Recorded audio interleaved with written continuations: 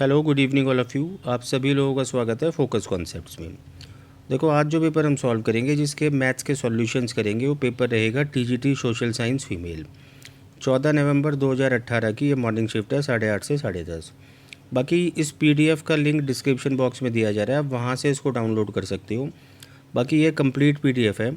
आप यहाँ से पार्ट 1 तो एनालाइज करोगे ही करोगे, साथ साथ जिन बच्चों का टीजीटी एसएसटी है, तो देखो इसमें पार्ट 2 भी है आपका, तो आप उसको भी एनालाइज करना, बहुत हेल्पफुल रहेगा ये।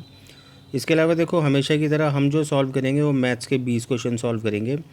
और कौन से वो 20 सवाल है, देखो यहाँ से स्टार्ट होते हैं। पहला क्वेश्चन आपको नज़र आ रहा है, सिंप्लीफिकेशन का। देखो ये क्वेश्चन है, और बेसिक आइडिया इसका क्या होता है कि आपको बेस सेम बनाना होता है। आपको देखो नज़र आ रहा होगा कि ये सभी नंबर्स कहीं ना कहीं 5 की टर्म्स में लिखी जा सकती है। ये 5 की पावर 4 होती है, 5 की पावर 2, यहाँ तो 5 बनी रखा है। और रूट 5 को भी आप समझ पा रहे हो कि हम 5 की पावर लिख सकते हैं। कैसे लिखते हैं देखो, तो जो होती है भाई नंबर की पावर, वो तो ऊपर रहती है, और जो होती है इस रूट की वैल्यू, वो नीचे आती है। तो रूट 5 को भी इसका मतलब हम 5 की फॉर्म में लिख सकते हैं। उसी तरीके से देखो, जब आप यहाँ देखोगे तो आपको नज़र आ रहा होगा ये 0.49 जो होता है, तो 0.7 की पावर 2 होती है, ये 0.7 की पावर 3 होती है, और ये 0.7 की पावर होती है 4। अच्छा, बेस सेम बनाने के बाद आपको पता होनी चाहिए छोटी छोटी प्रॉपर्टीज़। जैसे अगर हम सेम बेस के नंबर्स को मल्टीप्लाई करते हैं, तो उसी बेस पर ना पावर्स ऐड हो जाती है। या फिर मान लो हम सेम बेस के नंबर्स को कभी डिवाइड करें, तो उसी बेस पर पावर्स हो जाती है माइनस। और तीसरी प्रॉपर्टी होती है कि मान लो कोई नंबर ए है, उसकी कोई पावर एक्स है और होल पावर वाई है, तो हम इसी बेस पर ना इन पावर्स को मल्टीप्लाई कर सकते हैं, यानी x इंटू वाई। अब इन्हीं का यूज़ करते हुए देखो मैंने सॉल्यूशन दिखाया है आपको। यहाँ आप इसका सॉल्यूशन देख पा रहे हो। 625 को जैसे ही आप 5 की पावर 4 लिखोगे, तो 5 तो देखो बेस रहेगा, बाकी वो जो पावर 4 है ना, तो वो इस पावर से मल्टीप्लाई हो जाएगी। मैंने यहाँ देखो मल्टीप्लाई करते हुए दिखाया भी है। बाकी ये ऑरली आप मल्टीप्लाई कर सकते हो। जब 6.25 को 4 से मल्टीप्लाई करते हैं, तो हमें मिलता है 25। उसी तरीके से जब आप इसको 5 की पावर 2 लिखोगे, तो वही 2 2.6 से मल्टीप्लाई होने पर 5.2 बनाएगा। अच्छा, डिनोमिनेटर में भी जब आप 4 की इंटू करोगे 6.75 में, तो ये 5 की पावर मिलेगी आपको 27। और जैसे कि मैंने आपको बताया था कि हम इसको 5 की पावर 1/2 लिख सकते हैं, तो 1/2 की मल्टीप्लाई 2.4 में होगी। तो देखो, 2.4 को 1.2 टाइम्स काटेगा, तो यहाँ 5 की पावर होगी 1.2। अब देखो सेम बेस है, आप मल्टीप्लाई कर रहे हो ऊपर नीचे, तो पावर से ऐड हो जाएगी। तो ऊपर हम लिखेंगे 5 की पावर दोनों को ऐड करके, यानी 30.2। नीचे हम 5 की पावर इन दोनों को ऐड करके लिखेंगे 28.2। और एट लास्ट देखो, ये सेम बेस वाले नंबर्स है जिनको हम डिवाइड कर रहे हैं, तो ऐसे में पावर्स हो जाती है माइनस। दोनों का डिफरेंस आप करोगे तो 2 मिलेगा, तो 5 की पावर 2, यानी कि यहाँ से हमें 25 मिल गया। अब आ जाते हैं देखो इस पार्ट पे। अब यहाँ क्या हो रहा है कि जैसे कि ये 0.7 की पावर 2 है, तो 2 की मल्टीप्लाई 4 में हमें करनी है, यानी कि 8 पावर मिली। यहाँ 0.7 की पावर आप 3 लिखोगे, उसी 3 की मल्टीप्लाई जब आप 4 में करोगे तो 12 हो गया। और नीचे जब आप लिखोगे 0.7 की पावर 4, तो वही 4 देखो 5 से मल्टीप्लाई होने पर 20 बना रहे हैं। अच्छा, ऊपर सेम बेस है, मल्टीप्लाई कर रहे हो, पावर से ऐड होकर 0.20 बन रही है, तो ये आपस में कैंसिल आउट होकर 1 बना रहे हैं। तो 25 इंटू 1, यानी कि आंसर रहेगा 25। चलते भाई अगले क्वेश्चन पर। देखो इसके बाद जैसे कि आपको नज़र आ रहा है क्वेश्चन नंबर 2, तो ये बिल्कुल सिंपल क्वेश्चन है। आपको बस बोर्ड मार्क्स लगाना है और उसको सॉल्व करना है। तो आप कोशिश करना है कि एक ही अटैम्प्ट में सही इसको सॉल्व आप कर पाओ। इन केस अगर आपको कोई दिक्कत रहती है, तो देखो यहाँ सॉल्यूशन है। एक एक स्टेप देखो मैंने यहाँ करके दिखाया हुआ है। तो मान लो जिस स्टेप में आपको दिक्कत है, आप यहाँ से उसको चेक कर लेना। बाकी आप कर लोगे, इसको कोई दिक्कत नहीं है। चलते हैं अगले क्वेश्चन पर। इसके बाद देखो क्वेश्चन नंबर 3 आपको नज़र आ रहा है, प्रॉफिट एंड लॉस का है। सबसे पहले समझते हैं हिंदी में इसकी क्या ट्रांसलेशन है।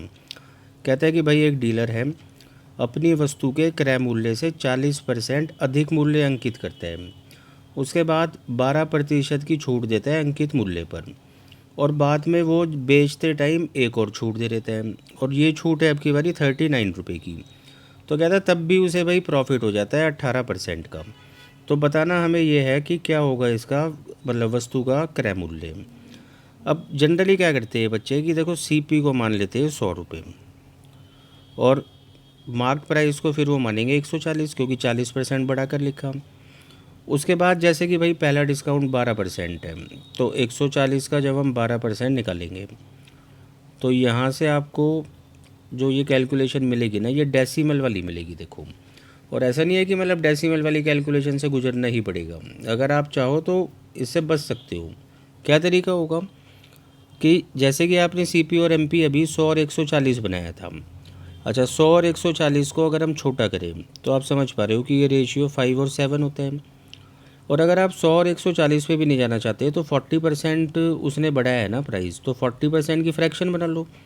अब 40% की फ्रैक्शन होती है देखो 2/5।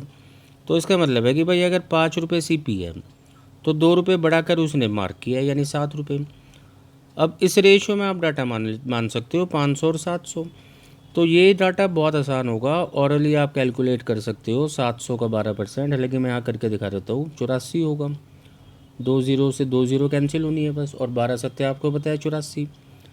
तो पहला डिस्काउंट देने के बाद जो वैल्यू बची वो 616 बची। बट अभी 616 में नहीं बेचना, एक और डिस्काउंट देना है। और वो जो डिस्काउंट है देखो अब की बारी दूसरा डिस्काउंट है 39 का। और आप जल्दबाजी में ना यहाँ से 39 माइनस मत कर लेना, उसका रीज़न ये है कि ये डाटा देखो आपने खुद से तैयार किया है और ये 39 रियल डाटा है। तो जो हमारा डाटा होता है और जो रियल डाटा होता है वो कभी आपस में मिक्स नहीं होते। हम जो डाटा मानते हैं ना हम उस पर काम कर सकते हैं परसेंटेज में या फिर रेशियो में। तो इसको हमें स्किप करना होगा और आगे बढ़ते हैं। कहते हैं कि भाई 18% का प्रॉफिट होगा अगर हम दूसरे डिस्काउंट के बाद बेचें। खैर सीपी हमारे पास है क्रय मूल्य, और आप समझते हो कि क्रय मूल्य का ही लाभ प्रतिशत निकाला जाता है। तो जब मैं 500 का 18% निकालूंगा देखो इस तरीके से, तो मुझे मिल रहा है 90 का प्रॉफिट। तो इसका मतलब है कि भाई फाइनली ये 590 में हमने सामान बेचा है। तो पहले डिस्काउंट के बाद जो वैल्यू 616 है तो अगले डिस्काउंट देने के बाद 590 आ गई। तो इसका मतलब है जो दूसरा डिस्काउंट है ना वो इनका अंतर है, और जब आप इनका अंतर करोगे तो आपको 26 मिलेगा। अब अगर आप बात समझ पा रहे हो देखो यहाँ स्पेस है, मैं लिख देता हूँ कि भाई जो डिस्काउंट हमारा बना 26 तो वो 26 यूनिट में लिख रहा हूँ, तो एक्चुअली में वो रियल डाटा 39 है। तो हम कह सकते हैं कि 26 यूनिट की वैल्यू ना 39 है।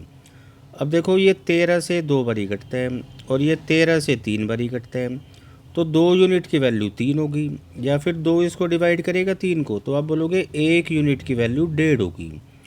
1 यूनिट की जो वैल्यू होगी वो 1.5 होगी। अब क्या करना है देखो सीपी निकालना है, तो सीपी आपको नज़र आ रहा है 500 यूनिट है।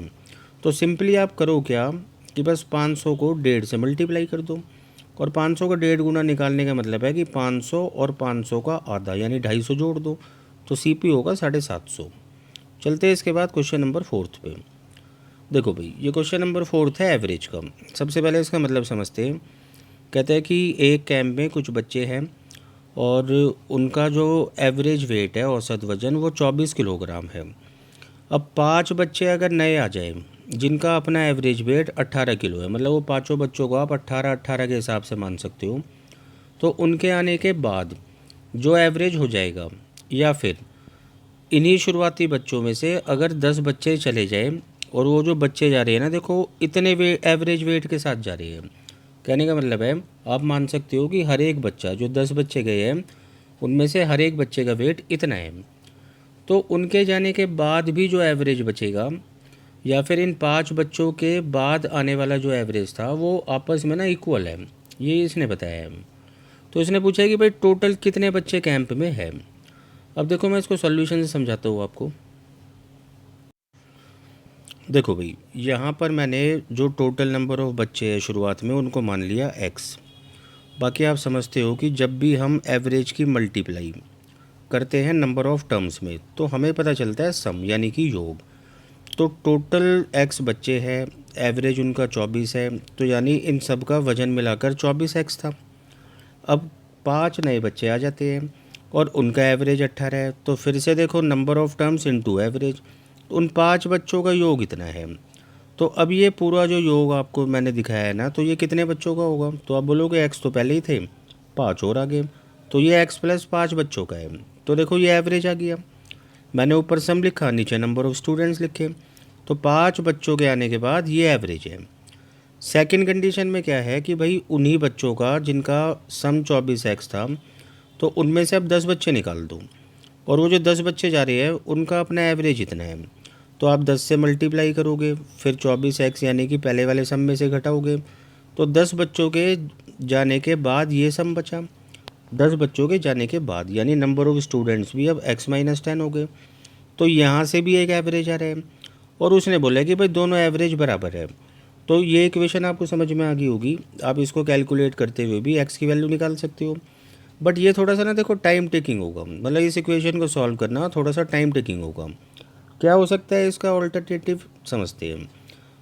अब देखो यहाँ मैंने ब्रैकेट में दिखाया है शॉर्टकट मेथड। तो भाई ये शॉर्टकट मेथड वो नहीं होगा कि मतलब हम ऊपर ये रख दें नीचे ये रख दें। आपको थोड़ा सा ना देखो एवरेज की समझ होनी चाहिए, तभी ये आपको समझ में आएगा।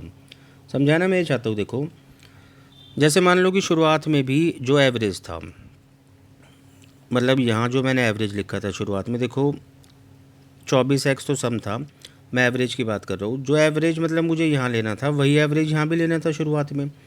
अब क्या हुआ कि जैसे ये 5 नए बच्चे आए, तो ये बात आपको समझ आनी चाहिए कि इन 5 बच्चों के आने के बाद एवरेज गिरेगा।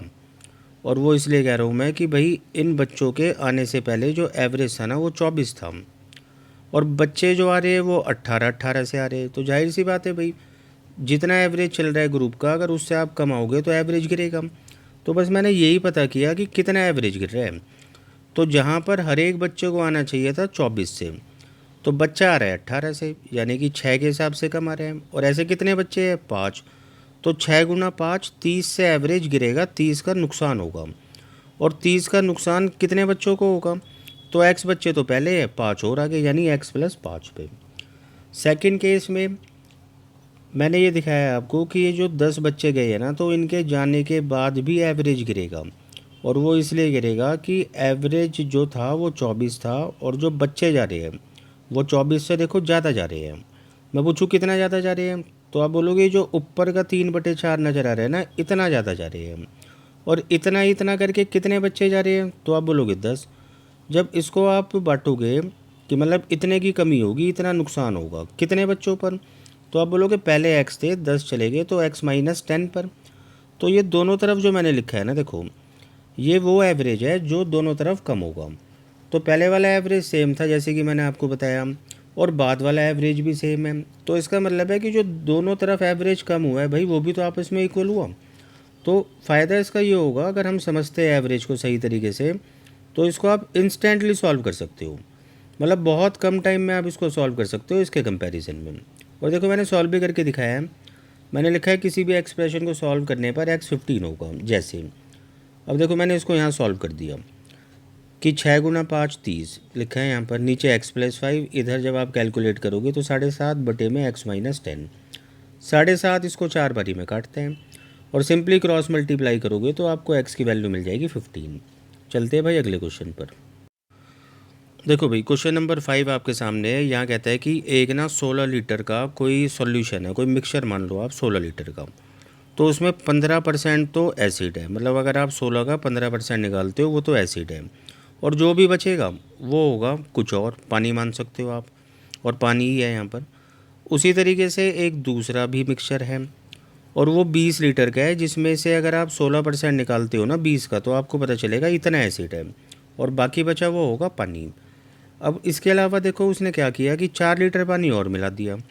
तो 4 लीटर पानी मिलाने के बाद देखो मिश्रण की वैल्यू भी बढ़ेगी, और लास्ट में पूछा है कि पानी जो है फाइनली वो कितना प्रतिशत है। तो समझते हैं देखो इसको सॉल्यूशन के थ्रू। देखो भाई सबसे पहले मैंने एक छोटी सी बात आपको यहाँ समझाई है कि इस क्वेश्चन का जो आंसर हमसे पूछा जा रहा है ना, वो एक्चुअली में परसेंटेज में पूछा जा रहा है। तो जब भी परसेंटेज में पूछा जाता है तो जो डाटा आपको दे रखा है ना, आप उसका रेशियो चेक करो, और उसी रेशियो में जो मर्जी डाटा आप मान सकते हो। मैंने ज़्यादा चेंज नहीं किया। मैंने क्या किया कि जितने भी मुझे डाटा दे रखे थे, मैंने एक एक ज़ीरो बढ़ा दी। 16 को 160 कर दिया, 200 मतलब 20 को 200 कर दिया, और 4 को 40। उसका कमाल क्या होगा कि आप कैलकुलेट जल्दी कर पाओगे। अब जैसे कि जो पहले वाला मिश्रण था जिसमें हमने मतलब हमें 16 लीटर दिया गया था, तो हमने उसको 10 बढ़ाकर 160 बना दिया। और उसका 15% जैसे कि एसिड है, तो 160 का 15% होता है 24।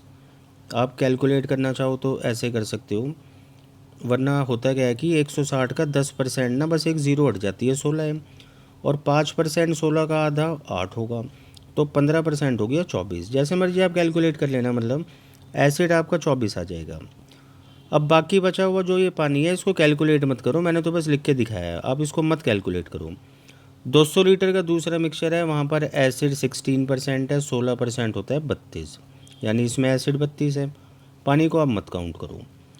अब देखो ये आपको नज़र आ रहा होगा भाई 360 है ये दोनों मिलाकर, और हमने 40 लीटर अब पानी भी मिला दिया, तो फाइनली अब मिश्रण हो गया 400 लीटर का।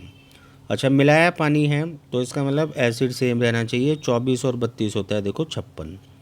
अगर 400 में से 56 है एसिड, तो बाकी बचा हुआ पानी होगा, और पानी का परसेंटेज हमें निकालना है, तो बस सिंपली हम करें क्या कि इतना पानी है आउट ऑफ इतने में से, परसेंट के लिए 100, तो आंसर आपको मिल जाएगा 86%। चलते हैं अगले क्वेश्चन पर।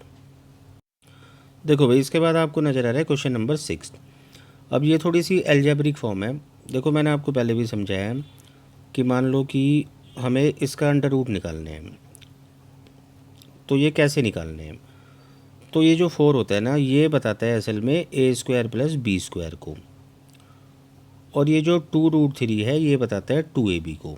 तो कहने का मतलब है कभी भी अगर हम ऐसे नंबर्स देख रहे हैं तो हमें समझ जाना चाहिए कि रूट में जो लिखा है ना वो a² + b² + 2ab लिखा है।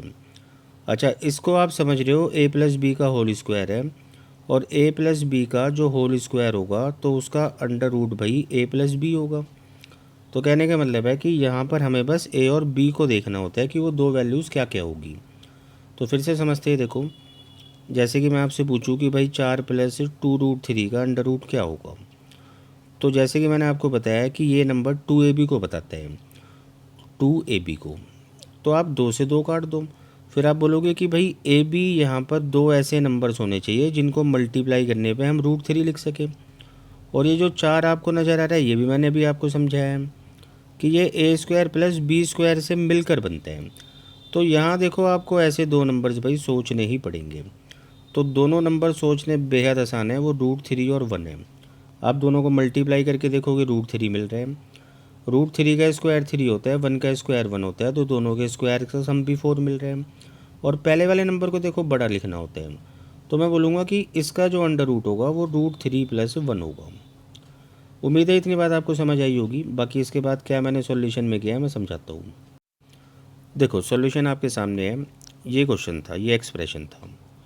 तो करना क्या है, देखो कि जब आप रूट के अंदर ही एलसीएम लोगे तो आप इसको लिख पा रहे होंगे रूट के अंदर 2 + √3/2। और ये भी देखो सेम ही चल रहा है, बस फ़र्क इतना सा है कि यहाँ प्लस है तो यहाँ माइनस है। तो करना क्या होता है, देखो कि हमें इसका रूट निकालना है, और रूट हम तब तक नहीं निकाल सकते जब तक हमें यहाँ पर नंबर 2 के मल्टीपल में ना मिले। तो ताकि हमें 2 के मल्टीपल में नंबर मिल जाए, तो मैंने क्या किया, इस वाले हिस्से में न्यूमरेटर और डिनोमिनेटर को 2 से मल्टीप्लाई किया। अच्छा, 2 से मल्टीप्लाई करने पे आप समझ पा रहे हो आपको जो नंबर्स मिलेंगे वो ऐसे मिल जाएंगे। और ये चीज़ मैं आपको ऊपर समझा चुका हूँ कि इसका अंडर रूट होगा देखो √3 + 1। अच्छा, नीचे जब आप 2 से मल्टीप्लाई कर रहे थे ना, तो 2 × 2 वो 4 बन गया था, और 4 का अंडर रूट 2 होता है, तो इसलिए आपको नज़र आ रहा है यहाँ पर बिना रूट के नंबर लिखा है 2। अच्छा देखो, इन दोनों में कुछ नहीं फ़र्क था, सिर्फ प्लस माइनस का था, इसीलिए इसका जो अंडर रूट होगा वो आप समझ पा रहे हो √3 - 1 होगा। तो बस आगे कुछ नहीं करना, सिंपली आपको इनको कैलकुलेट करना है। तो इनको कैलकुलेट करने से आपको क्या मिलेगा कि दो तो मतलब सेम है ही डिनोमिनेटर, तो ऊपर एज इट इज़ आप जोड़ दो, तो 1 से 1 कट गया, तो 2√3/2 मिल रहा है, या फिर हम कह सकते हैं कि √3 मिल रहे हैं। उसके अलावा देखो जब आप सेकंड वाले पार्ट को सॉल्व करोगे, मतलब डिवाइड के बाद वाले पार्ट को, इस पार्ट को, तो यहाँ से आपको मिल रहा है 4 एकम 4 में से 3 गया 1/4, जिसका अंडर रूट 1/2 होता है। और 1 उसमें जब आप जोड़ोगे तो 3/2 मिलेगा आपको यहाँ से, और नीचे बनी रहा है √3/2। तो मतलब इसको आप कैलकुलेट कर लेना, तो लास्ट में देखो फाइनली जो आंसर आपको मिल जाएगा वो 1 मिल जाएगा। अच्छा, लास्ट में देखो फिर से मैंने यहाँ आपको समझा रखा है जो चीज़ अभी ऊपर समझाई थी कि कैसे ए और बी को निकालना है। तो मतलब इसके लिए आपको प्रैक्टिस होनी चाहिए, तो अच्छा समझ में आएगा। चलते हैं बाकी अगले क्वेश्चन पर। देखो भाई, इसके बाद क्वेश्चन नंबर 7 है, आसान क्वेश्चन है टाइम एंड वर्क का। कहता है ए किसी काम को 10 दिनों में कर सकता है, बी उसी काम को 15 दिनों में कर सकता है और सी उस काम को 20 दिनों में। कहता है तीनों ने मिलकर काम शुरू किया, लेकिन 2 दिन बाद ए ने छोड़ दिया, और शुरुआत से 4 दिन बाद या फिर यहाँ से अगले 2 दिन बाद बी ने काम छोड़ दिया।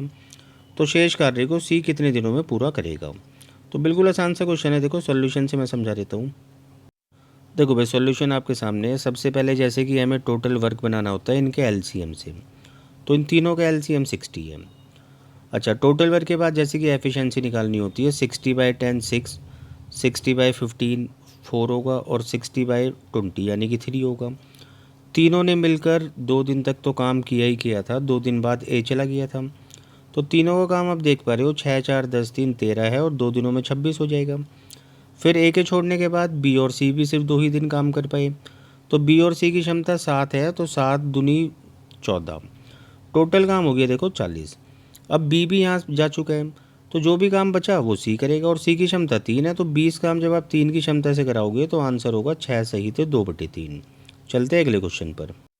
इसके बाद देखो क्वेश्चन नंबर 8 है, बहुत आसान सा क्वेश्चन है ये भी, टाइम एंड डिस्टेंस से।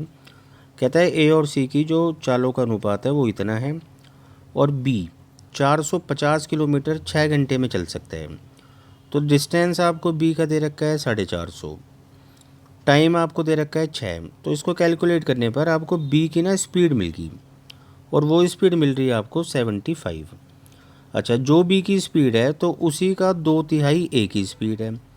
तो अगर मैं इसका 2/3 करता हूँ तो मुझे यहाँ से ए की स्पीड मिल गई 50। और जैसे कि ए और सी का रेशियो 5 और 11 था, तो 5 का मतलब 50 से हो गया, यानी कि 10 गुना। तो सी की जो स्पीड होगी वो भी 11 का 10 गुना, यानी 110 होगी। अब सी अगर जो चले कितने घंटे, 3.6 घंटे, 110 की स्पीड से सी को 3.6 घंटे में कितना डिस्टेंस आप कवर कराओगे वो पूछा है। तो पॉइंट हटाओगे, नीचे एक ज़ीरो आ गया, एक ज़ीरो से ज़ीरो कैंसिल हो गया और मल्टीप्लाई करने पर 396। तो बहुत आसान सा क्वेश्चन था ये। चलते हैं इसके बाद भाई क्वेश्चन नंबर 9 पर, और रेशियो का ही क्वेश्चन है, प्रपोर्शन का। मीन प्रपोर्शन आप समझते हो, अगर ये नंबर ए है और ये नंबर बी है तो मीन प्रपोर्शन निकलता है अंडर रूट में ए बी। थर्ड प्रपोर्शन में क्या होता है, अगर हम इसको ए मान रहे हैं और इसको बी मान रहे हैं तो B²/A से निकलता है थर्ड प्रपोर्शन।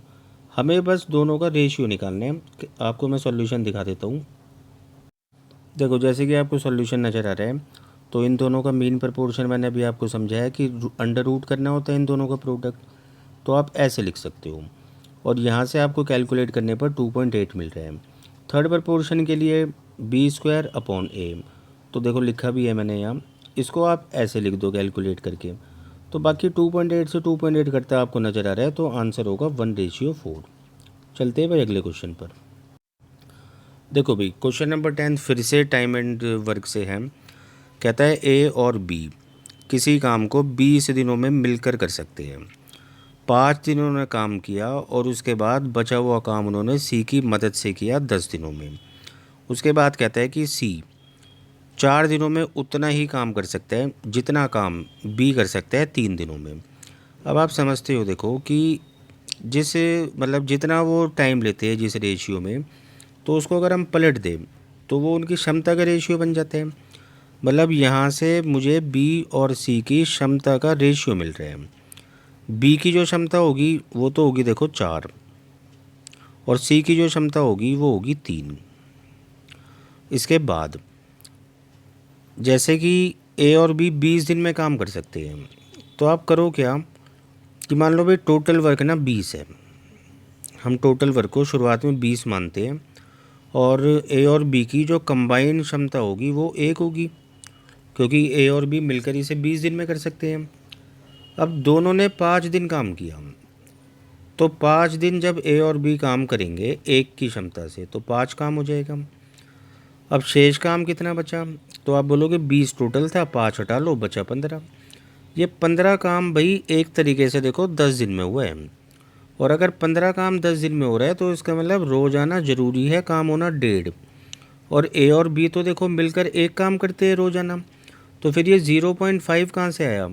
तो 0.5 किया होगा सी ने, क्योंकि ये जो शेष काम था ना ए बी और सी तीनों ने किया है। अब सी की क्षमता जो आपको नज़र आ रही है 0.5, तो वही क्षमता एक्चुअली हमने यहाँ बना के दिखा रखी है 3। तो अब आप क्या करो कि इस डाटा को इस डाटा की फॉर्म में लेकर आओ, मतलब सी को 0.5 नहीं बल्कि 3 बनाओ। तो आप बोलोगे 6 से मल्टीप्लाई करना होगा।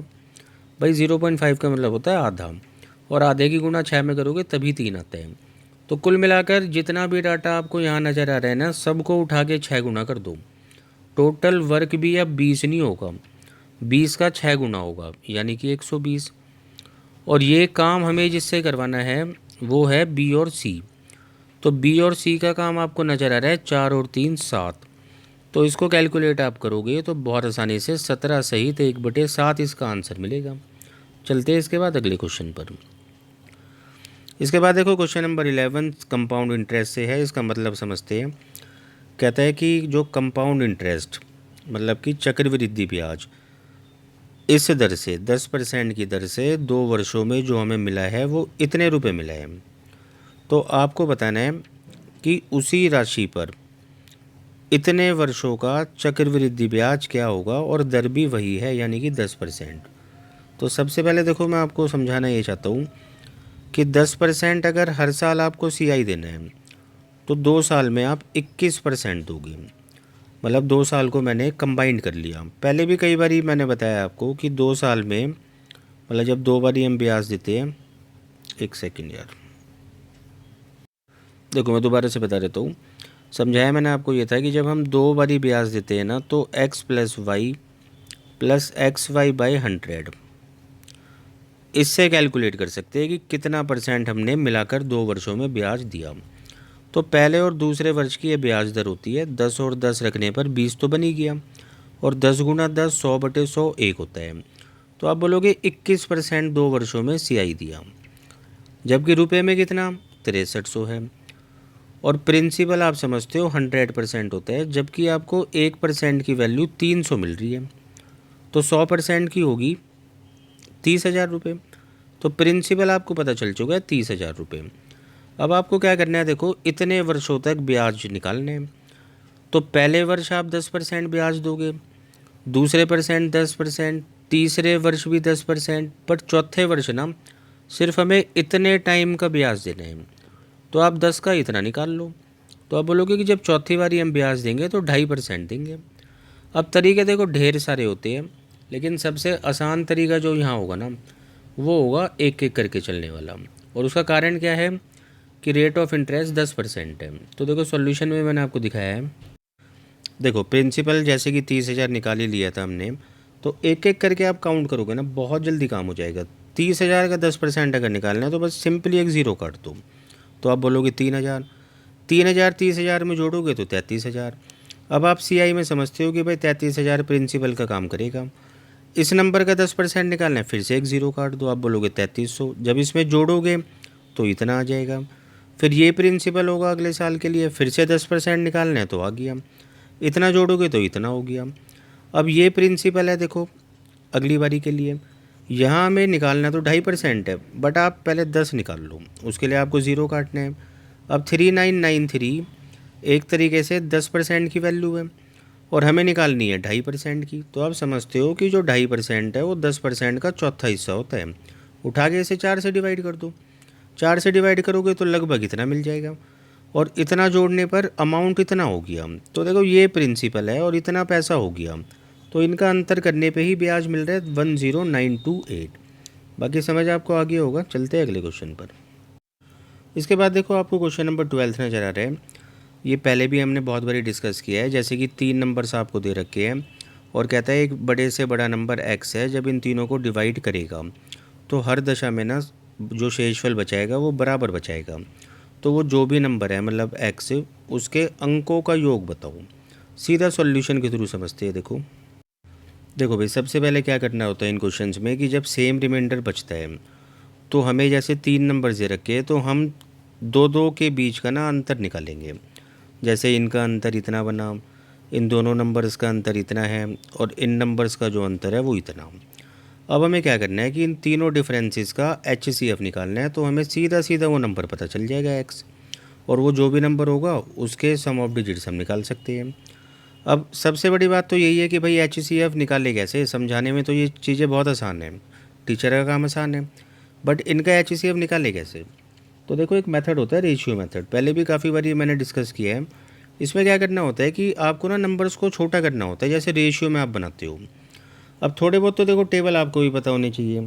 तो 17 से ये नंबर्स कट रहे थे, 17 से मैंने काटा तो इतने आगे, फिर 13 से मैंने काटा तो इतने आगे। देखो आगे ये नंबर्स नहीं कटेंगे, तो जिन जिन नंबर से आप काटते हो बस उन्हीं को मल्टीप्लाई कर देना होता है, HCF आ जाते हैं। तो 17 गुना 13 होता है देखो 221, और अगर 221 वो नंबर है तो सम ऑफ डिजिट्स 2 + 2 + 1 यानी कि 5 होगी। तो बस इतना आपको करना था इसमें। चलते हैं अगले क्वेश्चन पर। इसके बाद देखो क्वेश्चन नंबर 13 मेंसुरेशन का सिंपल सा क्वेश्चन है, बस आपको फॉर्मूले पता होना चाहिए। कहता है कि भाई रेशियो बताओ, अनुपात बताओ, एक तो शंकु के वक्र पृष्ठीय क्षेत्रफल का और अर्धगोले के वक्र पृष्ठीय क्षेत्रफल का। तो दोनों के फॉर्मूले आप पहले तैयार कर लो। जो शंकु होता है ना कोण, उसका πRL होता है वक्र पृष्ठीय क्षेत्रफल, और जो होता है आपका हेमिस्फेयर यानी अर्धगोला, तो इसका होता है देखो 2πr²। अब पाई से पाई तो आप कैंसिल ही कर दो। उसके अलावा कहते हैं भाई दोनों की जो हाइट है ना वो with equal Heights and equal radius. हाँ, कह रहे हैं दोनों की हाइट और रेडियस बराबर है, तो आप एक रेडियस भी काट दो। उसके बाद L देखो यहाँ पर निकालना है आपको स्लैंट हाइट, और स्लैंट हाइट आपको अच्छे से पता है √r² + h² होता है। अब जैसे कि भाई हाइट और रेडियस बराबर है तो आप h को भी ना r लिख सकते हो, तो आपको मिलेगा देखो √2r²। अच्छा, 2 का तो रूट कुछ नहीं होता, लेकिन r² का होता है r, तो L को आप लिखोगे √2r, यहाँ लिख के मैं दिखा देता हूँ √2r, और उधर जो बचा है तो वो बचा है 2r, तो r से r भी कैंसिल आउट हो गया, और √2 इसको √2 टाइम्स काटेगा, तो फाइनली जो आंसर होगा वो 1/√2 होगा। चलते हैं अगले क्वेश्चन पर। इसके बाद देखो रेशियो से क्वेश्चन नंबर 14 कहता है A और B की जो मासिक आय का अनुपात है वो है 6/5, और जो इनके खर्चों का अनुपात है वो है 9/8। इसके अलावा कहता है जो जो बी की इनकम है, देखो बी की इनकम ये वाला नंबर है, वो बराबर है ए के खर्चों के। तो आपको क्या करना है, 5 और 9 को बराबर बनाना है, और बराबर बनाने के लिए आप समझते हो इधर 9 से इंटू कर देते हैं, इधर 5 से, हो गए बराबर। लेकिन इसका असर क्या पड़ा कि इनकम जो ऊपर आपको रेशियो नज़र आ रहा है वो रेशियो मेंटेन बनाए रखने के लिए आप ऊपर भी इंटू 9 करोगे, और नीचे एक्सपेंडिचर्स का रेशियो सेम बनाने के लिए 8 को भी 5 से इंटू करोगे। अब आपको नज़र आ रहा है कि ए जो है वो 54 कमाता है और खर्च कितने करता है 45, तो आप बोलोगे सेविंग्स 9 करी। इधर बी 45 कमाता है और 40 उसमें से खर्च कर देता है, तो बचत वो 5 की करता है। तो इनकी सेविंग्स का रेशियो हमसे पूछा था जो कि होगा 9/5। इसके बाद देखो क्वेश्चन नंबर 15 है प्रॉफिट एंड लॉस का। बहुत आसान सॉल्यूशन इसका है। देखो इस 480 को आप छोड़ दो, क्योंकि आंसर आपको जो पूछा जा रहा है ना वो परसेंटेज में पूछा जा रहा है। आप देखो ऐसे समझो, क्या है बोला है इसने, पहले समझते हैं कि इसका हिंदी में क्या ट्रांसलेशन है।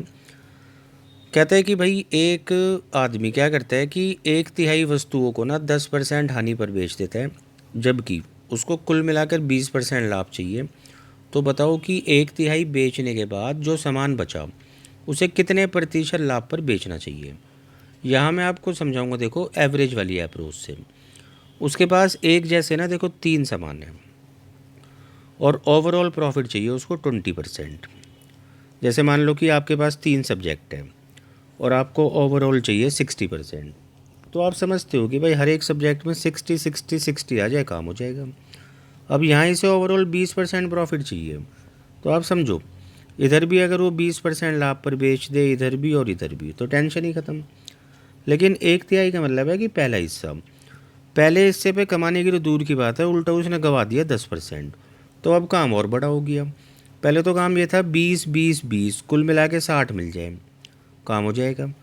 लेकिन अब इसने 10% का नुकसान करवा दिया, इसकी भी रिकवरी करो, भरपाई करो। तो अब क्या होगा कि आपको 70% प्रॉफिट चाहिए, और ये भी बचे हुए 2 हिस्सों में। तो आप बोलोगे कि उसको ओवरऑल अब 35% प्रॉफिट पर रिमेनिंग को बेचना होगा। तो आंसर होगा इसका 35%। देखो भाई, इसके बाद है क्वेश्चन नंबर 16 क्वेश्चन फिर से आपका मेंसुरेशन से है। कहता है कि एक तो है ट्रेपीजियम जिसको बोला जाता है समलंब, तो उसका एरिया बराबर है दूसरे फील्ड के बराबर, और वो फील्ड की शेप है इक्विलेटरल यानी कि समबाहु त्रिभुज। अब ट्रेपीजियम क्या होता है, देखो जिसमें दो तो होती है आपकी पैरेलल साइड्स, ये दोनों पैरेलल साइड्स होती है, और ये दोनों होती है नॉन पैरेलल साइड्स। अब यहाँ में बता रखा है कि जो पैरेलल साइड है एक तो 70 है, ऊपर वाली छोटी है तो इसको 70 दे देते हैं नाम, नीचे वाली 170 है। और 170 भी कैसे बनी है, देखो कि अगर मैं यहाँ 2 हाइट खींच दूँ तो ये वाली साइड जो होगी ना ये 70 ही होगी, यहाँ से यहाँ तक पूरा ये 170 है। तो यानी कि 100 और बचा, तो 100 इन दोनों से मिलकर ही तो बनेगा, इन दोनों छोटे छोटे बेस से। और ये बेस हमेशा बराबर नहीं होते, लेकिन यहाँ बराबर होंगे। क्या कारण है बराबर होंगे, क्योंकि इसकी नॉन पैरेलल साइड्स भी बराबर बता रखी है। अगर जो नॉन पैरेलल साइड्स बराबर होगी तो ये दोनों बेस हमेशा बराबर होंगे। तो 100 ये दोनों मिलाकर बना रहे थे, तो आप इनको बांट दो 50 और 50। अब हाइट आप बहुत आसानी से निकाल सकते हो। अगर आपने ट्रिपल एट पढ़ रखा है तो 5 12 13 जरूर पढ़ा होगा, और 5 12 13 के हिसाब से देखो 50 आपको यहाँ नज़र आ रहे हैं, 13 का मल्टीपल 10 व 130 नज़र आ रहे हैं, तो 12 गुना 10 यानी हाइट 120 होगी। और अगर आप ऐसे भी नहीं निकाल पा रहे हाइट, तो आप ऐसे निकाल लो कि ये हाइपोटेनियस है इस ट्रायंगल का, जो कि इक्वल्स टू होता है इन दोनों साइड्स के स्क्वायर के सम के, यानी कि 50 स्क्वायर प्लस हाइट स्क्वायर और इक्वल्स टू 130 का स्क्वायर। तो जब आप ऐसे भी कैलकुलेट करोगे ना तब भी आपको, मतलब यहाँ स्क्वायर मत लगाना, इस हमने वहाँ अंडर रूट लगा दिया 130, तो ऐसे कैलकुलेट करने पे भी आपको बहुत आसानी से हाइट मिल जाएगी 120। अब देखो कैसे निकालना है ट्रेपीजियम का एरिया। तो ट्रेपीजियम का एरिया होता है हाफ इंटू में समांतर भुजाओं का पैरेलल साइड्स का सम। तो 70 और 170 होता है देखो 240। अच्छा, इंटू में हाइट जो कि हमने निकाली है 120। तो भाई 120 गुना 120 यानी कि इतना एरिया ट्रेपीजियम का भी है और इतना ही एरिया इक्विलेटरल का भी है। और इक्विलेटरल का एरिया आप समझते हो √3/4 ए स्क्वायर होता है। तो यहाँ से बस हमें इस ए की वैल्यू निकालनी है। सॉल्यूशन मैं आपको दिखा देता हूँ, वहाँ से समझाता हूँ। देखो भाई, जैसे कि सॉल्यूशन में आपको नज़र आ रहा है ये एरिया ऑफ ट्रेपीजियम था और ये बराबर है इक्विलेटरल के। तो बस फ़र्क इतना सा, मैंने इसको पूरा कैलकुलेट करके दिखाया था, बट यहाँ मैंने कैलकुलेट नहीं किया, मैंने उसको लिखा रहने दिया 120 इंटू 120। उसके अलावा देखो √3 नीचे आ जाएगा, तो ये वो वाला √3 है, ये 4 इधर चले जाएगा, तो 4 ऊपर आपको नज़र आ रहा है। अब राइट हैंड साइड में सिर्फ ए स्क्वायर बचा, तो आप ये स्क्वायर हटा के इधर अंडर रूट भी ले सकते हो। और कैलकुलेट जब आप करते चलोगे तो बिल्कुल लास्ट में क्या होगा, देखो कि आपको ए की वैल्यू ना देखो इतनी मिल जाएगी। अब क्या होता है कि 3√3 को आप लिख सकते हो √27, और बाहर वाला रूट अभी भी चल ही रहा है। अब 27 को, जैसे कि हमने इस पेपर में ऊपर भी डिस्कस किया था कि जो होती है नंबर की पावर वो ऊपर, और जो होती है रूट की पावर वो नीचे। तो हम इस वाले √27 को देखो ऐसे लिख सकते हैं। अब फिर से एक अंडर रूट है, तो 1/1/2 और आ गया, तो कुल मिला के ये बन गया 1/4। तो इधर देखो मैंने लिखा है 27 की पावर 1/4। तो मतलब ये लास्ट वाले स्टेप में आप कंफ्यूज ना हो जाओ, तो ये चीज़ मैंने आपको समझा दी। चलते भाई अगले क्वेश्चन पर। इसके बाद देखो क्वेश्चन नंबर 17 है। कहता है कि जो पानी का बहाव है, मतलब कि वाटर की स्पीड, वो 33 1/3% है नाव की चाल के। अगर मैं नाव की चाल को 3 मान लूँ तो वाटर की 1 होगी, क्योंकि 33 1/3% का मतलब होता है 1/3। तो तुलना बोट की स्पीड से हो रही है, तो बोट की स्पीड 3 होगी और पानी की हो जाएगी सिंपली 1। और इसको मैं x लगा के मान लेता हूँ 1x और 3x। कहता है कि ये जो बोट है ये मतलब जिस डायरेक्शन में बहाव है पानी का उसी डायरेक्शन में जाती है इतने घंटे तक। अब देखो आप समझते हो कि डाउन स्ट्रीम का केस है जहाँ पर स्पीड्स ऐड हो जाती है, तो आप बोलोगे कि जो बोट तैरेगी ना वो 4x की स्पीड से तैरेगी, और कितने घंटे तैरा, तो 3.5, जिसको आप 7/2 लिख सकते हो। अब जहाँ उसको जाना था चली गई, अब बोट आती है वापस, तो जब वापस बोट आ रही होगी ना तो वही पानी जो साथ साथ चल रहा था बोट के, तो आते टाइम वो अगेंस्ट होगा, तो बोट अब ट्रैवल करेगी b-w से, यानी कि 2x की स्पीड से, और 2x की स्पीड से 3 घंटे तक वो चलता गया, मतलब बोट चलती गई। तो क्या हुआ कि बोट ना 3 घंटे में यहाँ तक पहुँची। कहने का मतलब है इतना दूर थी वो स्टार्टिंग पॉइंट से, 33.6।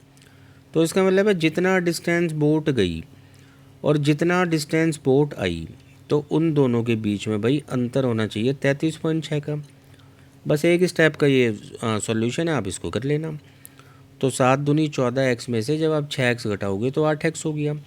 8x की वैल्यू देखो 33.6 आ रही है, 8 जब इसको काटेगा तो 4.2x की वैल्यू आ जाएगी, और हमसे बोट की स्पीड पूछी है जो कि 3x है, यानी 3 × 4.2, तो आंसर होगा 12.6। इसके बाद देखो क्वेश्चन नंबर 18 है, रेशियो का क्वेश्चन है। कहता है एक क्लास में 60% बच्चे जो हैं वो लड़के हैं और शेष लड़कियां हैं।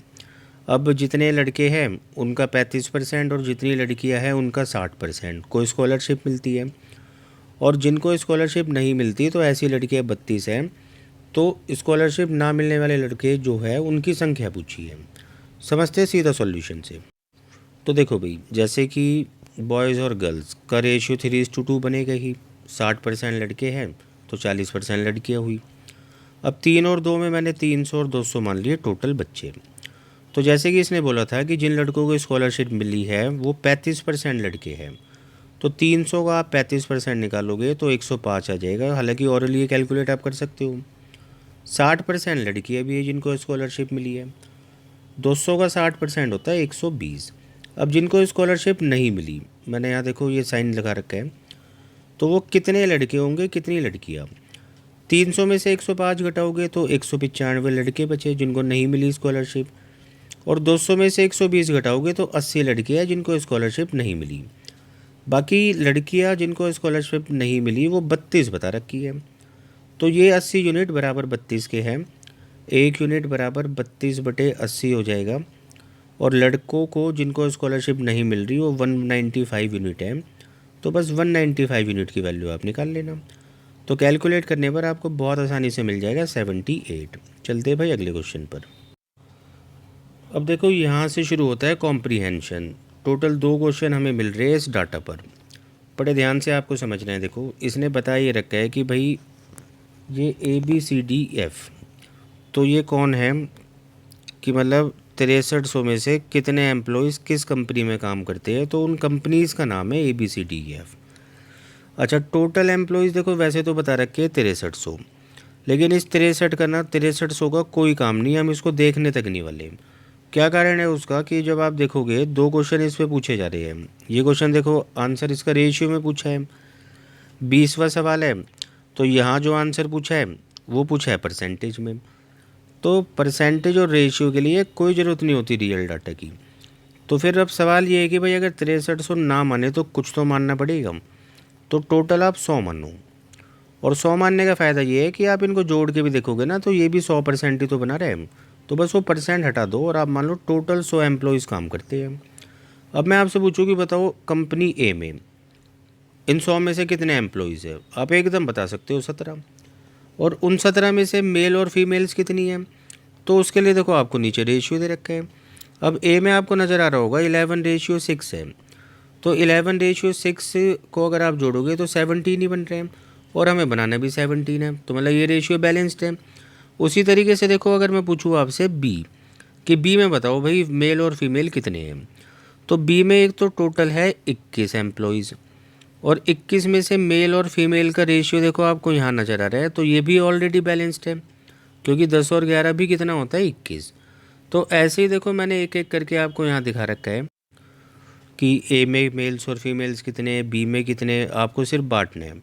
और हर जगह बांटना आसान है, बस एक यहाँ दिक्कत थी। तो इधर भी कोई ऐसी खास दिक्कत नहीं है। देखो ये बेसिक चीज़ है, आपको रेशियो में बांटना आता है। तो बांटने के बाद देखो जो 2 सवाल हमसे पूछे गए थे उनमें से क्वेश्चन नंबर 19 है। तो 19 में हमसे पूछा था कि भाई जो मेल्स है बी, डी और ई में, उनका रेशियो बताओ जो फीमेल्स है ए, ई और एफ में। तो आपको नज़र आ रहा है, देखो जो बी में मेल्स है वो 10 है, जो डी में मेल्स है वो 13 है, और ई में जो मेल्स है वो 7 है। आपने जोड़ा 30 आ गया। उसी तरीके से फीमेल्स को जोड़ लो। तो फीमेल्स ए में 6 है, ई में आपकी ये 8 है और एफ में 6 है। तो जोड़ने पर 30 और 20 बना, जिसका रेशियो 3:2 होता है। अच्छा, एक और क्वेश्चन इसमें पूछा था 20th। तो 20th क्वेश्चन में पूछा था कि ई में जो टोटल नंबर ऑफ़ एम्प्लॉयज़ है, देखो पहले देखते हैं यहाँ पर। ई में आपको नज़र आ रहा होगा टोटल नंबर ऑफ़ एम्प्लॉयज़ 15 नज़र आ रहे हैं। दूसरा जो फीमेल्स है सी और डी में, तो देखो सी में आपको नज़र आ रहा है इतनी फीमेल्स है और डी में इतनी। तो इन दोनों को जोड़ने पर ये बन रहा है 125/7। तो हमसे पूछा था कि ये जो फीमेल्स है ना, या फिर एक बारी पढ़ लेते हैं क्वेश्चन को। हाँ, तो पूछा ये था कि जो ई में टोटल एम्प्लॉयज़ है काम करने वाले, वो इन दोनों डिपार्टमेंट की फ़ीमेल से कितना % कम है। तो चलते हैं सॉल्यूशन पर। तो देखो भाई, ई में काम करने वाले 15 एम्प्लॉयज़ कितना कम है, तो आप इसमें से घटा के चेक कर लो। और जितना कम है किसके कंपैरेटिवली, दोनों में काम करने वाली फ़ीमेल्स के। तो 125/7 नीचे लिखा। तो सिंपली मतलब जब आप इसको कैलकुलेट करोगे तो ये पूरा 16% आपको मिल रहा है। तो उम्मीद है भाई ये पेपर आपको अच्छे से समझ आया होगा। बाकी जो कमी पेशी रही आप कमेंट करके मुझे बता सकते हो।